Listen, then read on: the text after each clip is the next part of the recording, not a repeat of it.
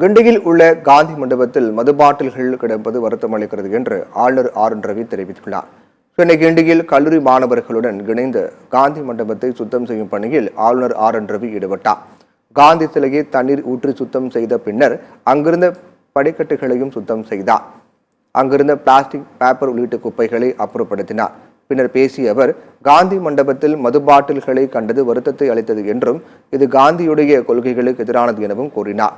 காந்தி சுதந்திர போராட்ட தியாகி மட்டுமல்ல, அவர் தூய்மையை வலியுறுத்தியதாக குறிப்பிட்டார். தூய்மைப்படுத்துதலை ஒரு பழக்கமாக மாற்ற வேண்டும் என கேட்டுக்கொண்ட RN ரவி, பொது இடங்களில் குப்பை வீசுவது மாற்றத்திற்கான சமூகத்தின் அறிகுறி அல்ல என வேதனை தெரிவித்தார்.